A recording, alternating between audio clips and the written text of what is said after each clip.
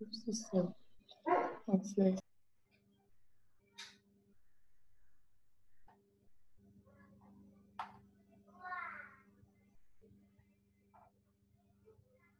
Ok, a gente vai continuar de onde a gente parou na aula passada.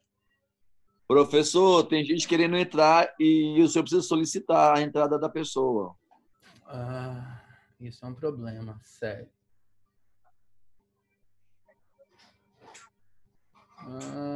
Peraí.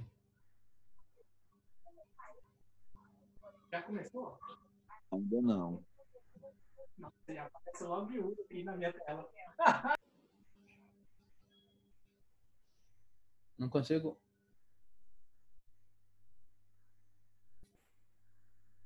Não tem mais ninguém para entrar. Quem é que está pedindo para entrar?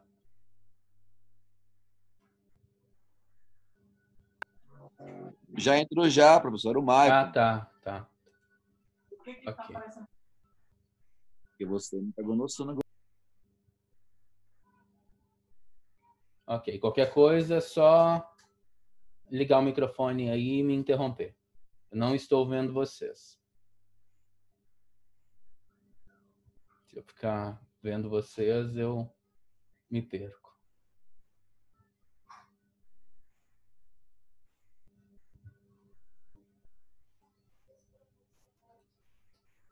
Beleza, nós paramos na aula passada nas concepções acerca da deficiência a partir do advento da ciência.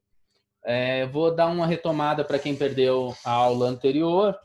Foi o seguinte, nós falamos que ao longo dos séculos, ao longo dos milênios, a educação especial e a pessoa com deficiência, ela foi vista de diversas formas e com diversos vieses diferentes. Numa concepção bem antiga, 2.300 anos atrás, nós tínhamos o deficiente como um praguejado, uma pessoa infortunada. A partir da concepção cristã, a partir da era cristã, nós começamos a ver o deficiente como alguém endemoniado, alguém que possuía malefícios de demônios e que o fazia uma pessoa menor, uma pessoa diminuta. Até esse período, pessoas com deficiência, por se acreditar que elas eram pessoas sem alma, elas eram mortas, não eram pessoas que sobreviviam. E quando sobreviviam, se transformavam em pedintes, eram usadas para arrecadação de dinheiro. Lembro que em Roma Antiga, a esmola dava muito dinheiro. Também falamos que Roma desenvolveu alguns métodos de leis e de saneamento básico que foram eficientes para que houvesse a diminuição na quantidade de pessoas com deficiências. Na Idade Média, a igreja começou a não matar mais as pessoas com deficiência. A igreja começou a verificar que as pessoas com deficiência possuíam sim a alma, mas elas não eram tratadas no campo da medicina. Elas eram tratadas como pessoas ainda endemoniadas, que precisavam receber tratamentos espirituais, que precisavam ter o demônio expulso de si, para que pudessem, aí sim, ser pessoas normais. Então, a deficiência já não era mais algo tão maléfico, que a pessoa não possuía alma quando era deficiente, mas a pessoa ainda tinha um demônio que causava essa deficiência, e o que tornava, assim, o tratamento com essas pessoas algo bem complicado. Essas pessoas eram tratadas com castigos físicos, essas pessoas eram tidas como pessoas de índole questionável, pessoas más. Então, havia essa concepção ainda bem preconceituosa com o deficiente durante a Idade Média.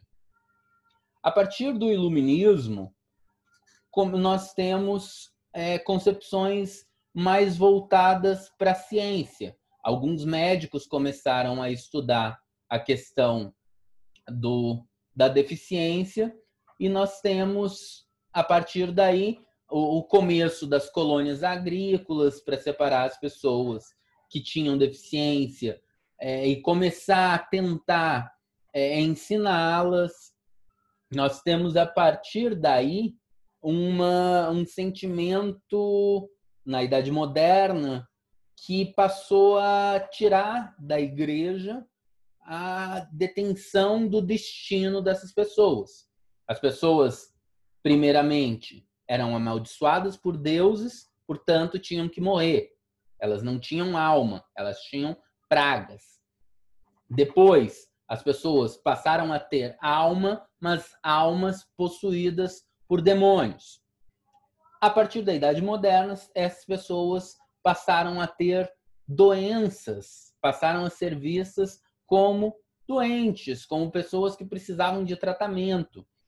É claro que aí a gente lembra que esse período é o período da Reforma Protestante, é o período onde a igreja perdeu muito do seu poderio, da sua influência entre os reis. Mas, ainda nesse período, as pessoas com deficiência eram tratadas como idiotas, como amentes, pessoas fora da mente, pessoas sem conhecimento, pessoas com pouca capacidade de absorção de conhecimento mesmo.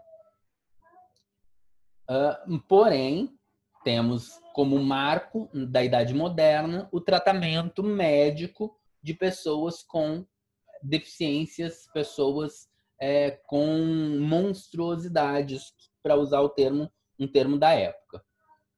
As primeiras deficiências que começaram a ser estudadas durante a Idade Moderna foram deficiências ligadas à mente e à intelectualidade. Vale lembrar que deficiência mental era toda e qualquer deficiência na antiguidade. Na antiguidade, era deficiente mental, era retardado ou idiota, todo aquele que tinha deficiência, todo aquele que nascia com uma monstruosidade.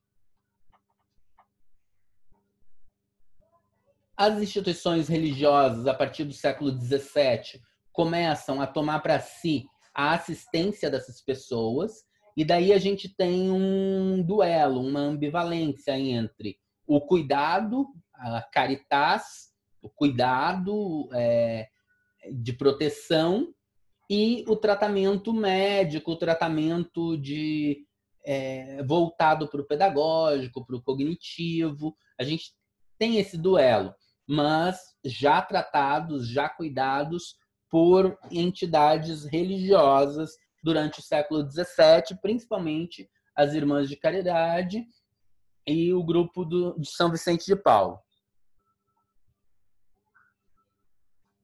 A gente tem alguns estudiosos que começam a desenvolver estudos voltados à concepção de que, ao contrário do que se acreditava até a Idade Moderna, a pessoa com deficiência é capaz sim de aprender. Portanto, a partir de 1600, 1690, essas pessoas passaram a ser integradas para começar a aprender. Elas poderiam sim aprender desde que fossem desenvolvidas. John Locke, pai do liberalismo clássico, dotado de uma visão, para usar um termo até hoje conhecido, uma visão iluminada, um iluminista clássico, ele começa a dar uma atenção especial ao ser humano. Ele tira A visão que nós tínhamos até então, que era teocêntrica, a visão voltada para o cosmos, para Deus, para a visão de Deus como o centro e tudo acontecia por pragas ou bênçãos, e ele começa a dar uma visão humanista, ele começa a ver o homem em sua essência, o homem em suas dificuldades, o homem como um ser dotado de capacidades. E o deficiente, na visão de Locke, era dessas pessoas dotada de total capacidade. Portanto, ele nascia como qualquer outro homem, uma tábula rasa, mas se fosse cuidado, se fosse ensinado, ele poderia aprender tudo dentro de suas limitações.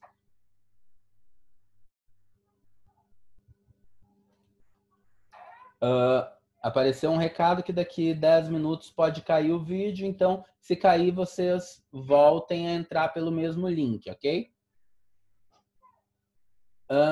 O ensino, a partir desse momento, começa a ser desenvolvido. É um ensino principalmente sensorial, é um ensino concreto, é um ensino com fundamento didático. Por quê? Porque aqui nós estamos falando do iluminismo, aqui nós estamos falando do século da ciência, e a ciência tem como marca o método. Então, tudo era feito por meio de métodos.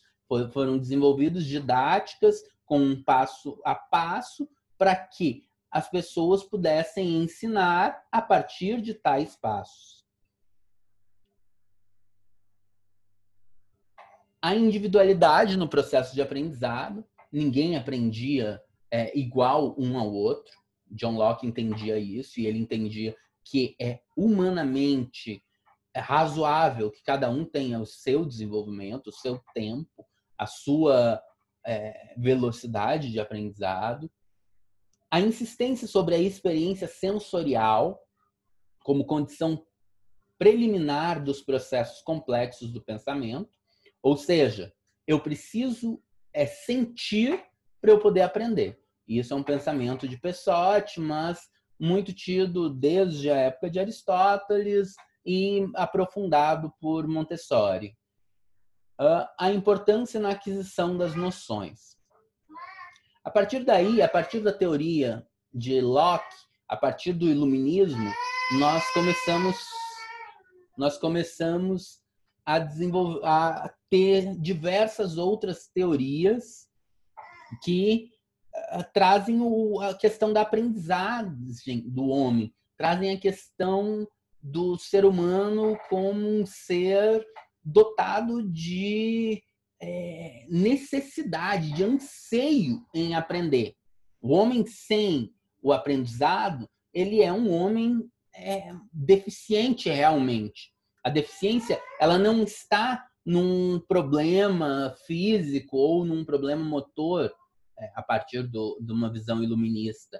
A deficiência está numa falta de capacidade cognitiva, numa falta de oportunidade de aprender. E aí nós temos Rousseau, Condillac, Pestalozzi, Froebel, que foram todos eles influenciados por Locke.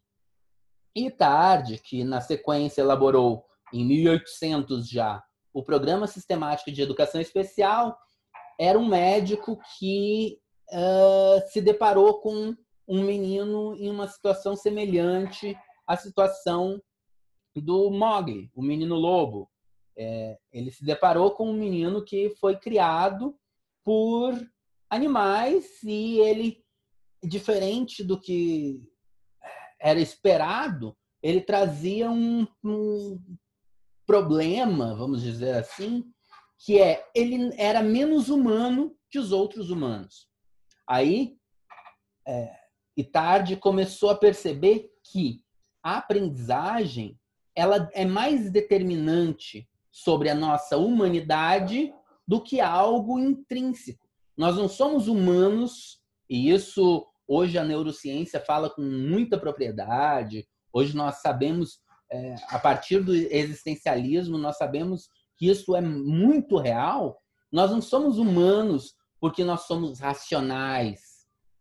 É porque nós somos dotados de uma capacidade de pensamento ou porque nós somos capazes de enxergar e reconhecer um rosto, uma aparência física, pegar com um movimento de pinça. Nós somos humanos porque nós somos dotados da capacidade da cultura. Nós somos seres culturais e nós conseguimos construir a partir disso. Aí, Itard começa a desenvolver métodos de aprendizagem a partir deste garoto, a partir de uma visão, ele médico, a partir de um caso específico, ele começa a desenvolver formas e métodos científicos de como ensinar. EP, em 1770, funda em Paris a Escola de Cegos. Valentine Hall é o pai dos cegos, considerado o pai dos cegos, é o cara que desenvolveu o método Braille, método de leitura em alto relevo. Mas são datas que não são importantes para vocês lembrar, não vai ter muita significância. Vocês precisam pegar que é durante o período iluminista, é durante o período cientificista que nós temos as grandes evoluções dentro da educação especial, dentro da questão do conceito de deficiência. Esquirol traz os conceitos de doença mental e deficiência mental, aí ele já faz uma diferenciação, ele traz a demência como uma pessoa que tem uma doença, que é um louco, e ele traz a amência, a ausência da mente, como uma pessoa deficiente, uma pessoa que é considerada idiota, aquele que é mais instinto do que razão. Segundo Esquirol, é algo interessante, nós temos problemas, nós desenvolvemos problemas não porque nós somos amaldiçoados ou porque nós somos abençoados. Nós temos problemas porque a nossa carga genética é dotada de um erro na sua configuração ou porque nós tivemos, nossas mães tiveram problemas intrauterinos ou perinatais.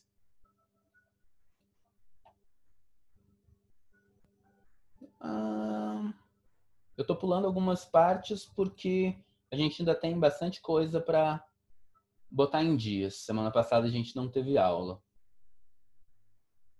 As concepções acerca da deficiência a partir do século do advento da ciência. Aqui a gente entra propriamente no século XVIII. Aqui a gente pega o positivismo e é dentro do positivismo que se desenvolvem os métodos científicos que nós temos até hoje. As formas de fazer, as didáticas, é dentro do positivismo, no século XVIII que se desenvolve os métodos mais robustos quanto à metodologia, passo a passo. A grande maioria da população não tinha acesso às informações e às novas concepções acerca da deficiência, suas causas e os tipos de escolarização mais adequados. As pessoas, elas eram leigas. Elas, por mais que a gente estivesse entrando no século de maior desenvolvimento econômico, social, cultural, por mais que o poder econômico das pessoas estivesse se desenvolvendo, as pessoas continuavam ainda com suas crendices e com um pensamento bastante leigo. E havia um consenso pessimista,